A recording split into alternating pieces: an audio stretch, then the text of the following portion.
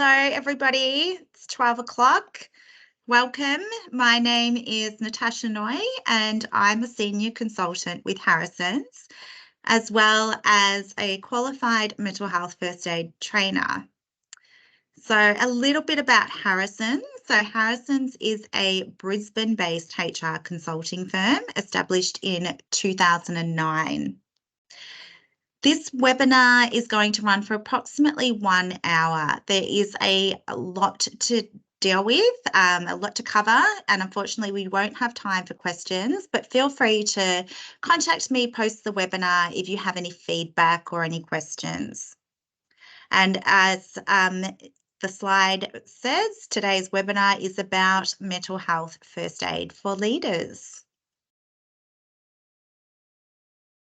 So all proceeds from today's webinar go towards a great cause, breast cancer research and support, with the Matter Checks in pink.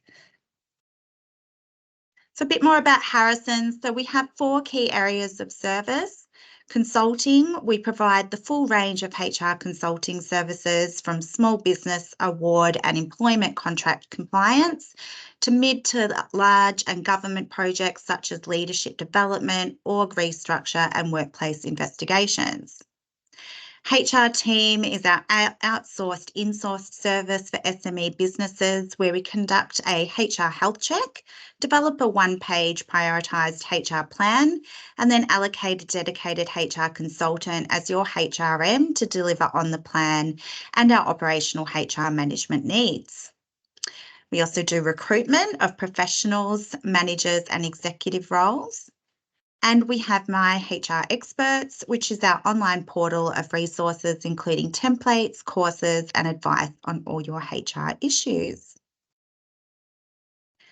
Okay, so moving on. So now we'll head into the mental health first aid for leaders, which is through Mental Health First Aid Australia.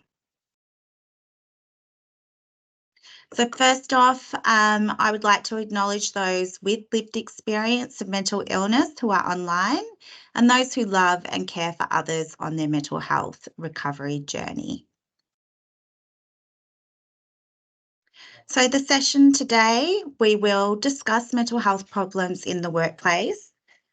We will discuss how you can provide support as a manager. Explain how mental health first aid training can support your organisation to become a mentally healthy workplace. So what this session is and isn't. So this session is designed to give you some information about mental health problems in the workplace and give you information about how mental health first aid training can assist in creating a mentally healthy workplace. Please be aware that this session will not give you the knowledge and the skills you need to be an accredited mental health first aider. We don't expect you to leave this webinar and attempt to talk to someone about their mental health problems or their suicidal thoughts and behaviours.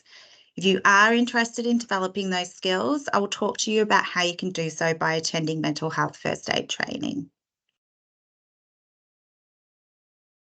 Okay, so this course really is, or this webinar is a starting place.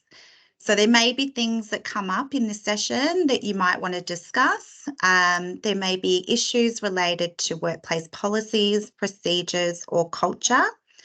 There may be situations going on with particular staff members that you would like to unpack. Those are really important discussions to have, but given we only have 60 minutes for this session, we won't have time. It should be viewed as the start of a conversation.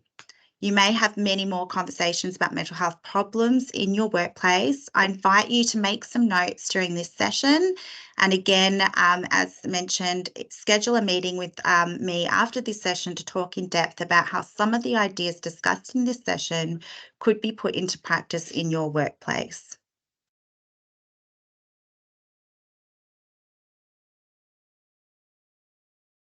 So what is mental health and why is it important? And just a note that the terms mental health and mental illness will be used during the course or the session today. The term mental illness is a diagnosable illness that affects a person's thinking, emotional state and behaviour, and disrupts a person's ability to work or carry out other daily activities and engage in satisfying personal relationships. A mental health problem is a broader term, including both mental illnesses and symptoms of mental illnesses that may not be severe enough to warrant the diagnosis of a mental illness. So, an individual's mental health can be considered to sit along a continuum, with good mental health at one end and poor mental health at the other. Everyone is positioned somewhere on the mental health continuum, and an individual's position on the continuum will shift throughout their life or even throughout one day, depending on a range of factors such as their life experiences, biology, access to services, and coping skills. It is completely normal to have ups and downs and shift along the continuum from time to time. For example, someone might feel really stressed out when a big project is approaching its deadline or when starting a new job. This is not a sign of clinical anxiety, but a one-off, reasonable reaction to the situation they are facing. The stress resolves when the situation has resolved. So, given that people's mental health fluctuates depending on what is happening in their lives, when should you be concerned? When might you want to intervene?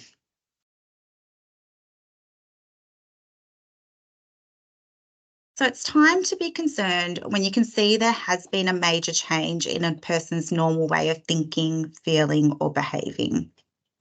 You should also be concerned if these changes affect the person's ability to function at work, home, or socially. You should be concerned if these changes do not pass quickly or if they last longer than expected.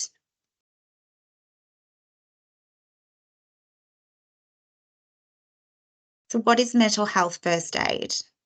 So, mental health first aid is based on the concept of physical first aid, except instead of teaching you how to provide first aid for physical problems or injuries, you're taught how to provide first aid for mental health problems, including depression, anxiety, psychosis, and substance use problems. In the same way that physical first aid teaches you what to do in the event of a crisis, like a heart attack, you're taught what to do in the event of someone having a mental health crisis, such as suicidal thoughts and behaviours, a severe psychotic episode, or a panic attack. Mental health first aid is the help offered to a person experiencing a mental health problem before professional help is received. This may be when a person is developing a mental health problem, when the person is experiencing a worsening of an existing mental health problem, or it may be in a crisis situation. Just as regular first aid courses don't teach a person to become a paramedic, a mental health first aid course is not going to teach your employees or yourself to become counsellors or to diagnose mental illness.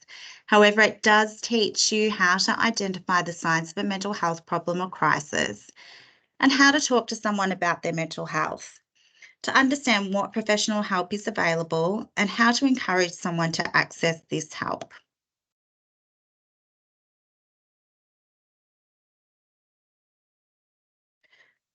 So just a quick workplace audit. So in your workplace, and just something to think about, maybe grab a piece of paper and pen and jot these down. So in your workplace, do you have designated physical first aid officers? Do staff know what help they can offer and how to access that help? What happens when an employee is unwell with an ongoing illness like asthma? What adjustments could be put in place for them? Do your staff know how to ask for these adjustments? What would happen if an emergency occurred at work? Say someone has a suspected heart attack or breaks a leg. So just something to think about in your workplace. And then in terms of mental health, first aid and how that could be managed in your workplace. So something to think about again, in your workplace, is there a designated person that your staff can call upon to request assistance for a mental health problem? Do you have an EAP in place? Do your staff know what assistance this service can offer and how to access it? What happens when an employee is unwell with depression or anxiety? What adjustments would you put into place for them? Should you encourage them to take leave as you might for someone who is physically unwell? What would happen if an emergency occurred at work? Say someone had a psychotic episode or talked about wanting to kill themselves. What would you do in that situation?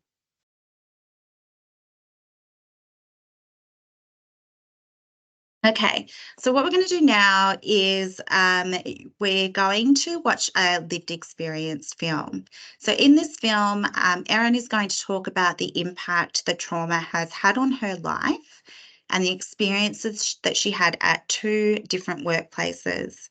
So please do exercise self-care as you watch the film and to take a break if you need it.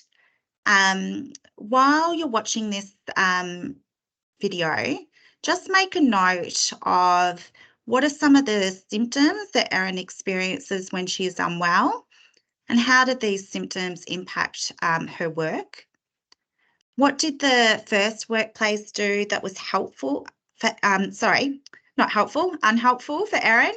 And what did the second workplace do that was helpful for Erin? And let me know if you can't hear or see this.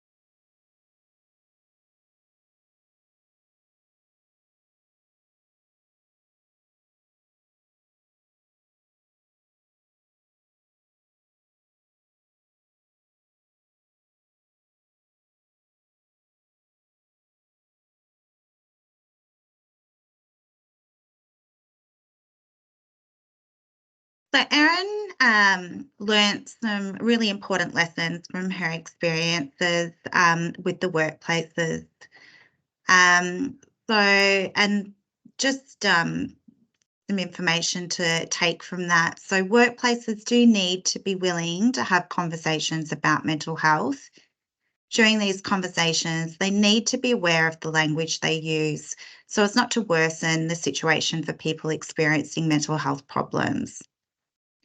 It's not just a matter of following the HR rules and ticking boxes. There needs to be genuine care and concern for the people or the person who is experiencing a mental health problem. So I don't know if anyone on here has heard this before, but 20% or 1 in 5 Australians experience mental illness in any 1 year. So mental health problems are common in the workplace. Most people with mental health problems who receive treatment respond with improved work performance. So investing time and support to retain an experienced and skilled employee with a mental health problem is usually more cost effective than recruiting and training a new person. Being at work in a supportive workplace can assist the person with a mental health problem in their recovery. It is important and mutually beneficial to provide mental health first aid when an employee is showing early signs and symptoms, as this can assist the person to return to their usual performance quickly and can prevent secondary effects such as conflict in teams or loss of employment.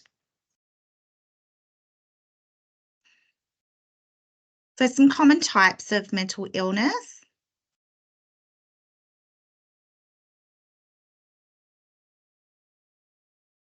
So people can have a range of mental health problems, and the impact and severity will vary for people.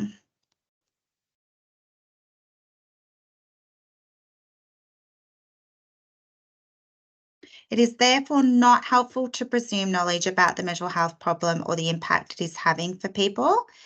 It is out of the scope of this session to go into depth about all the various mental health problems, but training does go into depth.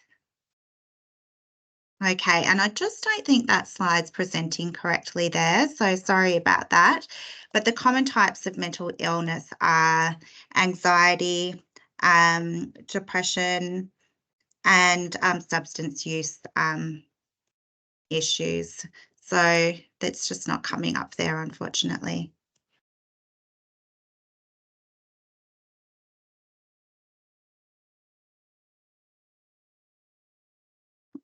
Okay.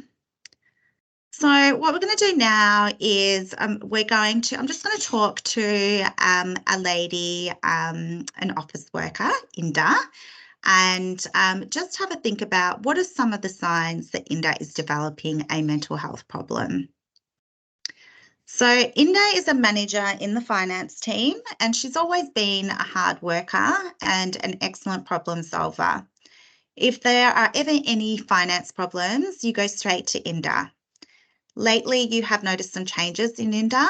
You asked her to do a relatively simple task for you a few weeks ago, and it still isn't done.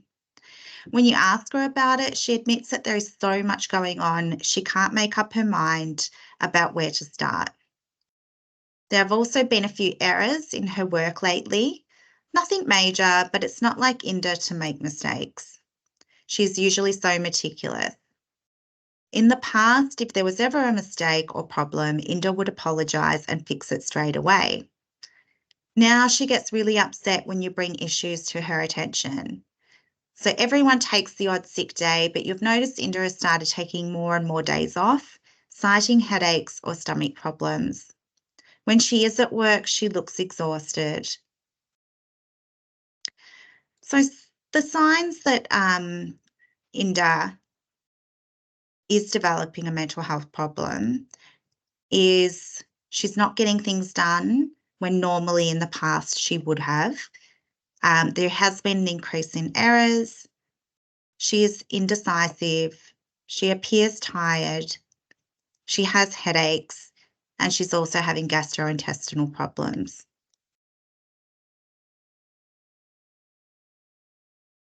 So here we have a list of some possible signs of mental health problems in the workplace. So people who undertake the mental health first aid training course will develop skills that help them recognise these physical and behavioural changes. They spend significant time practicing how to start a conversation with a person exhibiting these signs.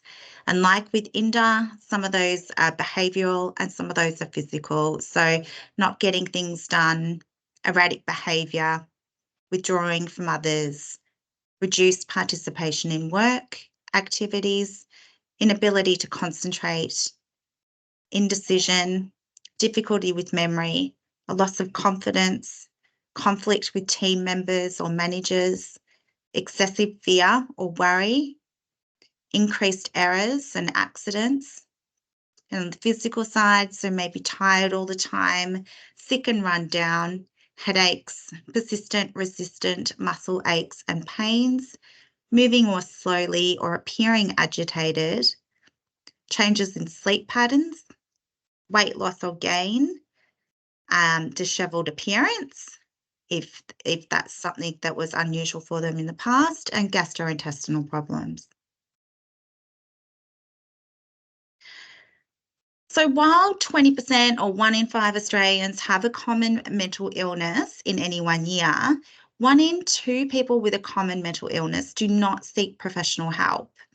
So this is problematic because evidence tells us that seeking help early can prevent problems from becoming more serious and can reduce the likelihood of secondary effects, such as problems with work. The longer people delay seeking help and support, the more difficult their recovery can be. So what are some of the barriers that might stop someone from seeking help in the workplace? And those would be things like stigma, workplace culture, lack of access to mental health services, cultural or religious reasons, not knowing how to access help, fear of discrimination in the workplace, fear of being sent to the hospital, language barriers, finances, lack of motivation as well, which is also a possible symptom of a mental illness. So how can the workplace potentially contribute to mental health problems? So a supportive workplace can help contribute to good mental health in employees. So, however, a poor quality work environment can increase the risk of developing mental health problems at work. So a poor work environment may involve some of the following 3 broad categories. So imbalanced job design, which would include maybe atypical work hours, for example, shift work or weekend work, a lack of job control or high work demands. So occupational uncertainty, which could include organisational change, temporary employment and job insecurity. And lack of value and respect in the workplace, and that would include bullying, discrimination, harassment, and employees being treated unfairly.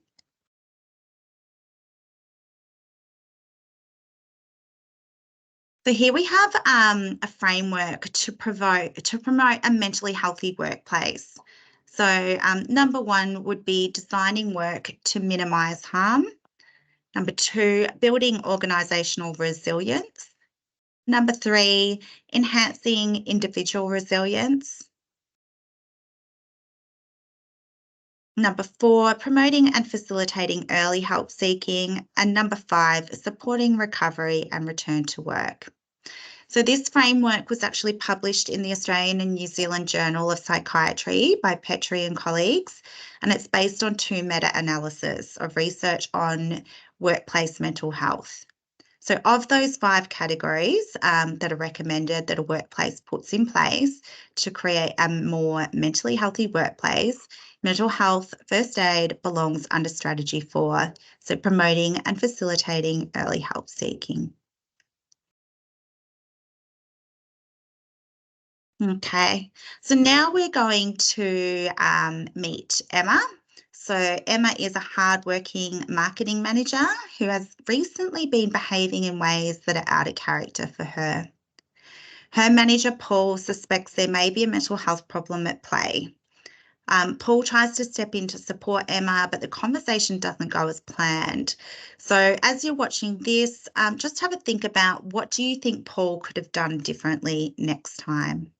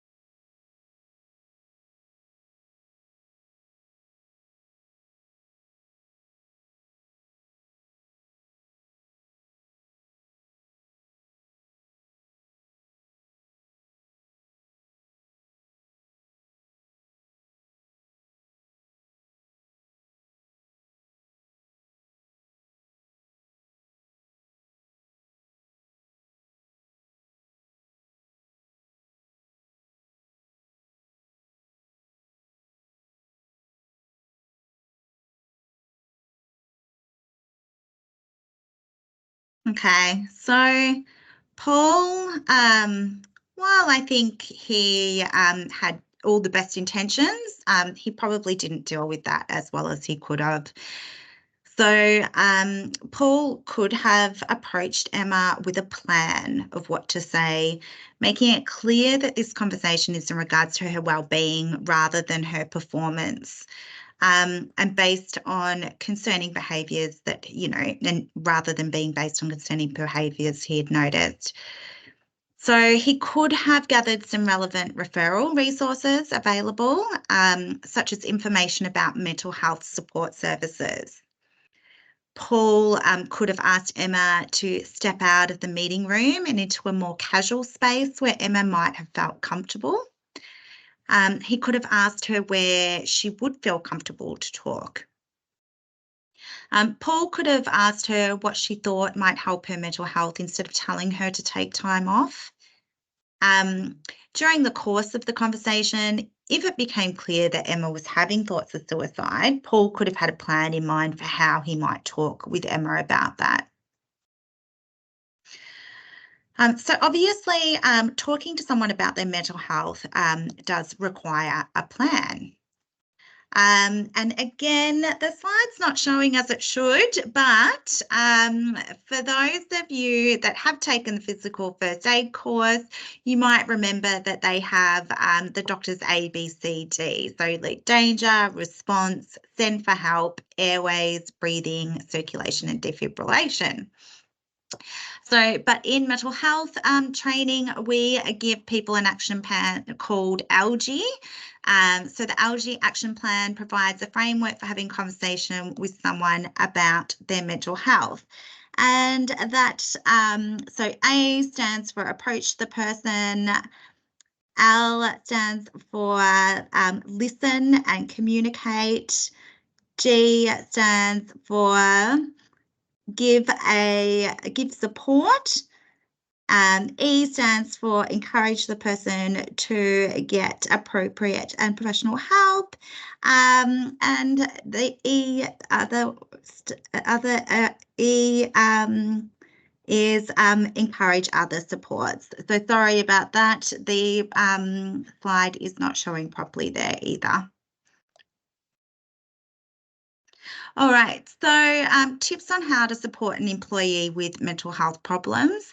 So in 60 minutes, it's only possible to scratch the surface of mental health first aid. So as of such, we do have a quick cheat sheet for you with some information about how to support an employee who is experiencing mental health problems. We will send that out at the end of this webinar. So these suggestions were developed by Mental Health First Aid Australia using a research method called the Delphi method, which allows researchers to reach consensus within and between expert groups. So the groups were made up of people with lived experience and their carers, managers with experience in managing people with mental health problems, and workplace mental health professionals. So as I mentioned, I will send this to all attendees after this webinar. So providing support as a manager. So while we don't recommend that you have a mental health first aid conversation with someone without further training, there is a lot you can do to support a person with mental health problems as a manager. If someone lets you know they're experiencing a mental health problem, ask their advice on how to support them in their role. If they're not sure, you may ask their permission to get advice from other managers who may have prior experience in managing someone with a similar problem. Ask them whether there are any triggers in the workplace that are impacting on their mental health or recovery. Talk with the person about how you may be able to alleviate these triggers. Commit to having regular meetings with the person to discuss their workload and how adjustments are working for them. The level of support needed will fluctuate as symptoms of most mental health problems come and go over time. Think about how you can adapt your management style. For example, if a person is having difficulty making decisions because of anxiety, a more directive management style might be helpful for them. Similarly, if a person is having difficulty maintaining focus in a noisy environment, allowing them to use headphones or providing a quiet space for part of the day could help. So, reasonable adjustments and managing performance. So, reasonable adjustments are changes to the work environment that allow a person with an illness to work safely and productively. So, when considering reasonable adjustments, it is important to ask the person what support they think they need in order to fulfill the inherent requirements of their job. So, for example, you would ask a person with a mobility impairment what support they need. You would do the same thing with the person with depression. Many people will require no adjustments or only minor adjustments. For example, an adjustment might be allowing the person to take time off to attend an appointment with a psychologist. Similarly, you might adjust their working hours if their medication makes them tired in the morning. If a person is asking for an adjustment and you're not sure whether it is reasonable for their condition, seek advice from HR or an appropriate mental health service. Focus on providing appropriate support for the person's mental health problem before you address any performance issues. Be aware that behaviours that breach the workplace's rules or regulations may require both.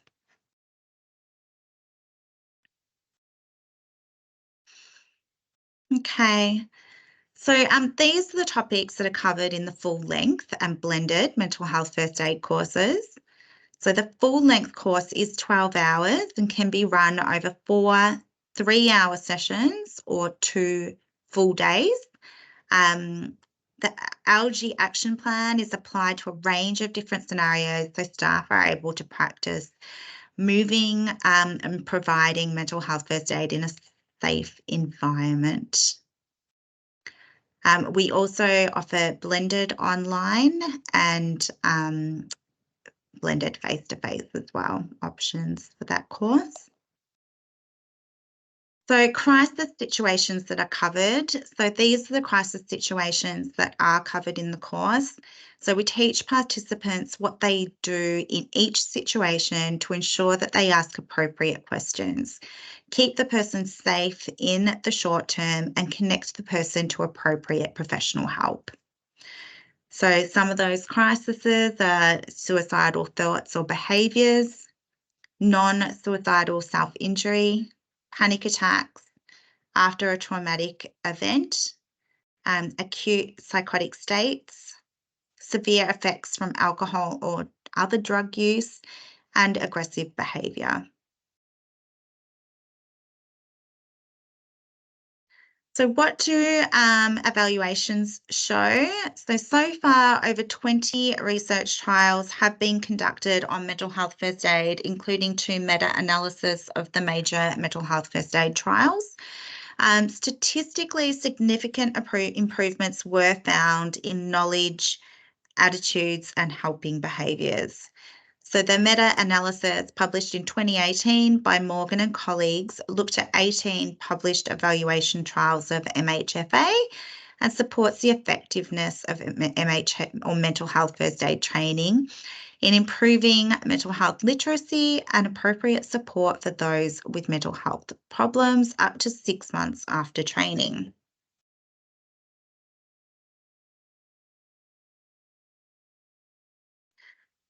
So people who do complete the standard mental health first aid course are eligible to become accredited mental health first aiders. They become accredited by taking a short exam at the end of their course. So accredited mental health first aiders become part of the mental health first aid community and can troubleshoot with other mental health first aiders in a Facebook group and also get access to further learning opportunities and resources which reinforce their learning.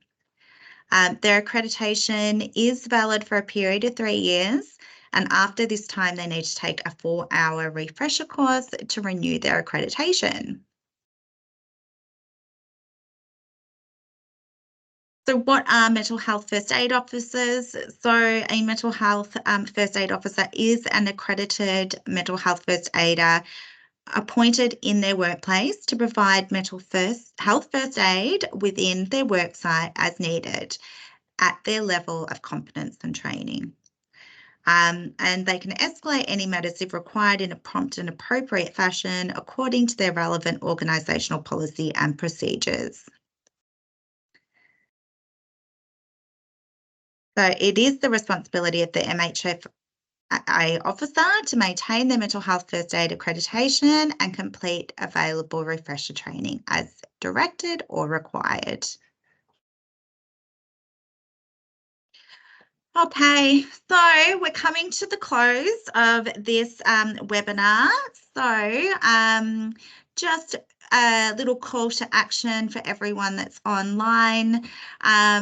Take a moment to write down 2 things that you can do when you get off this webinar that could support the mental health of your employees or colleagues. And also write down 1 thing that you can do to take care of your own mental health.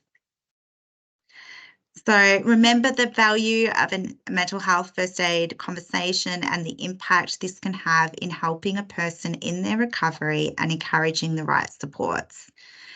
So a mental health first aid conversation is the first conversation you have when you notice that change in someone. There may then be further conversations about performance and reasonable adjustments, but we first want to find out if there are other factors affecting performance or behaviour and how we can support that person. Okay, so how Harrison's can help. So we actually supply training on the standard mental health first aid. So we can do that, as mentioned earlier, 12 hours over 2 days or broken down into 3-hour sessions over 4 days. There is also the standard mental health first aid blended online option, which is all online, and just with 2 webinars, complementing the online training. And then there is the standard mental health first aid, which is a blended face-to-face. So some of it's online and some of it is face-to-face. We offer in-house, so we can come out to your place of business and offer this in-house. And we have obviously public courses as well. And then we can also run this Engaging Leaders seminar in-house as well, if that is something that would be of interest. Okay, so we do have a range of public courses scheduled for March and April at the moment. So, and what we're going to do is we're going to offer 50% off if they're booked within the next 24 hours. So we're going to send out, along with that cheat sheet for managers, we'll also send you a code with links to book within the next 24 hours.